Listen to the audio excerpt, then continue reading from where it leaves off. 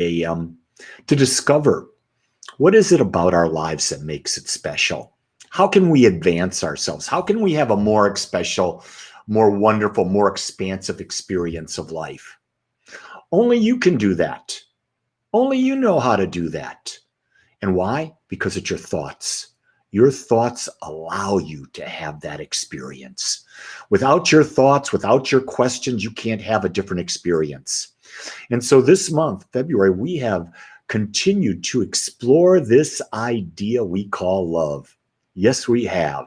And so today, I want to bring up the idea that when we truly love ourselves, it is natural that we want to share.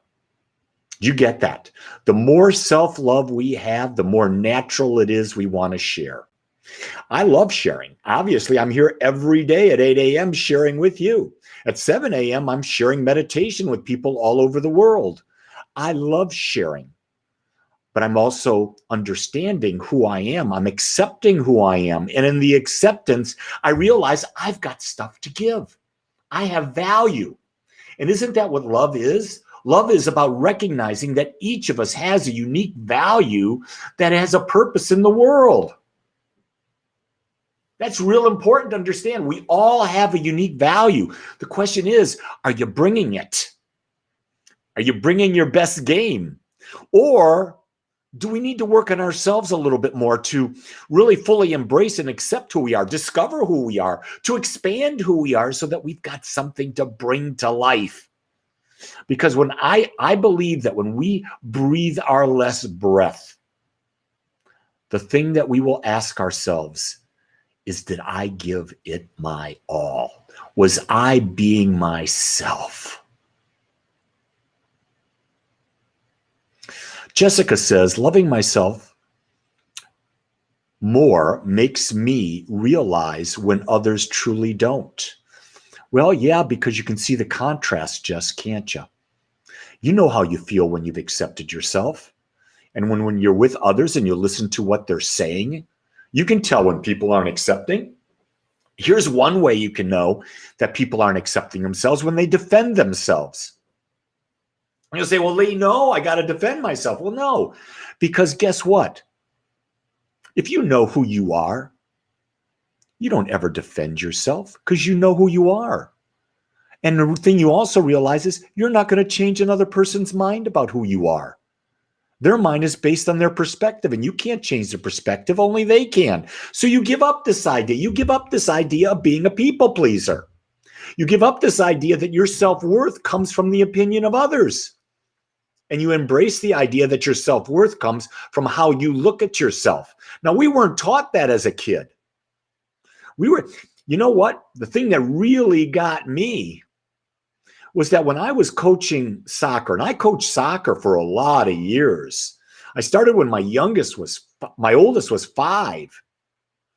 I didn't stop until he was 18. Now I coached my other one too, but that means I coached for 13 or 14 years of soccer. And the thing that always got me was you could be the last place team and you get a trophy. You say, oh, every kid deserves a trophy. No, they don't.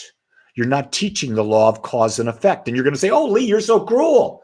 No, if we don't teach kids the law of cause and effect at a young age, they won't get it in their old age. They will not take responsibility for their lives. And isn't that what we're talking about?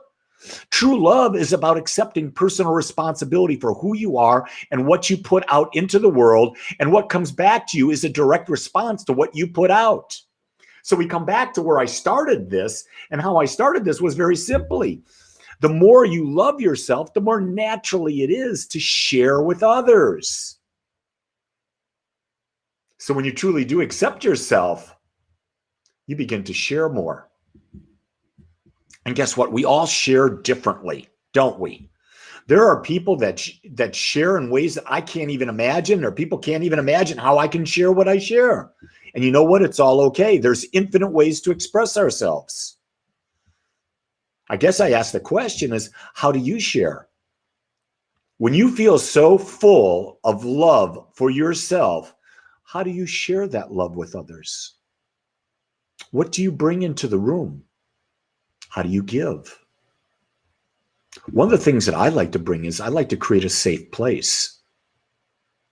I like to create a safe place for people to be themselves.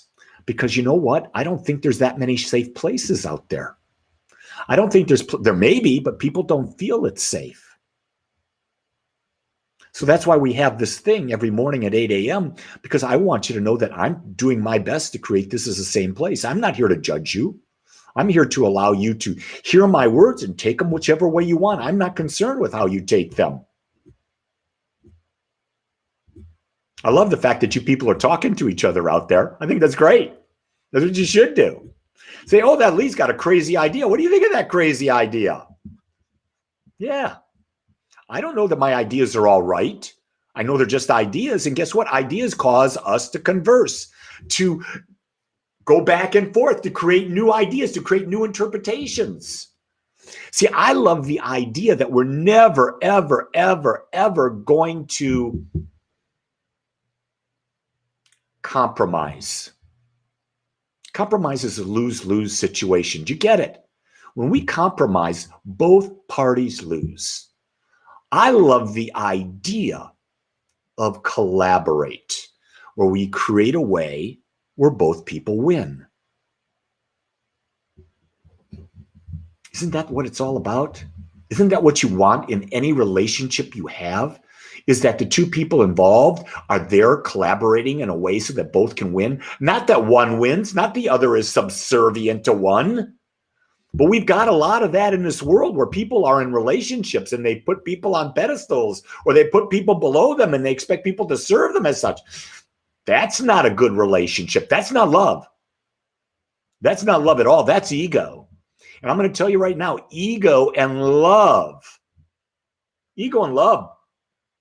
don't mix. Love has to control ego.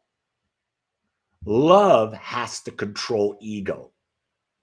And when you get that, you become all powerful. Sarah, it's not crazy that I'm talking about this and you were thinking about it.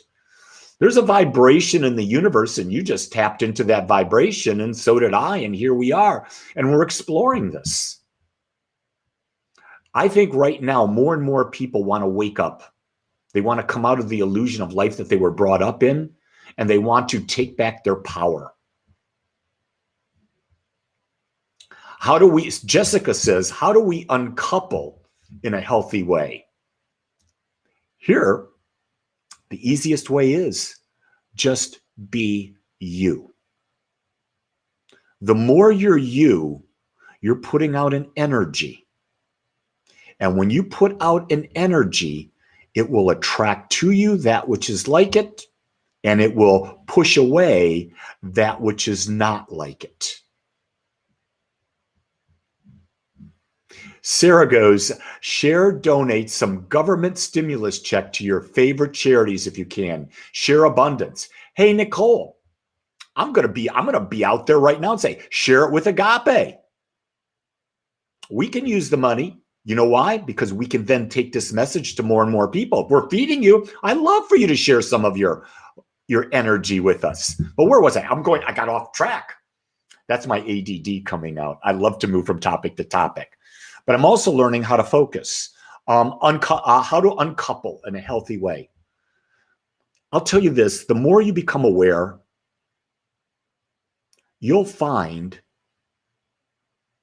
that people in your lives will fall away.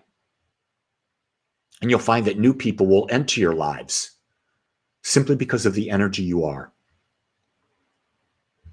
And here's the other thing that I know, and it will be this, is that spirit within you, the more aware you become, spirit within you, Jessica, will guide you. It won't be a difficult decision. It will be a natural decision. And realize that when you're making a natural decision for yourself, when you're making a natural decision for yourself, you know it at the very core of all you are. And when you know something, you never, ever, ever, ever have to justify it to anyone. And the reason we're in relationship, the biggest reason, is to support and grow each other. And there has to be an equal benefit in doing so. It cannot be a one-sided situation. That does not work. I'll be talking a bit about that on Sunday in my Sunday service talk that I do at 10:30. I've been preparing for that because it's a third of my 4-part series, and this one is about how to love others. We did about what is love. We did about how to love yourself. Now we're talking about how do you love others. So you see, there's a progression. You got to know what love is. You got to apply it to yourself, and then you push it out into the universe. So we'll be going through that in quite a lot of detail on Sunday. And you know what? I want you to bring all the classes, well, not the classes, all the questions you want to this. Also, I want to invite you, starting about March 7th or 8th, 9th, we're offering classes on Sunday, Monday, and Tuesday. Each is a different class, and they'll go on for, I think they're 6-week classes. So if you're interested in really digging into some of this meat, go to agapespiritualcenter.com and sign up for a class. It's a small investment for some great awareness awakening. I find that when people get into classes, that's when their lives change. So today I'm very excited. I think it's going to get up high enough that the road in front of me, which is a hill, will be melted down enough that I can drive to the gym. I haven't been out of my house since Saturday. I can't wait to get to the gym to pump some muscle. And that's self-loving for me. And so I leave you today with the thought, like I leave every day.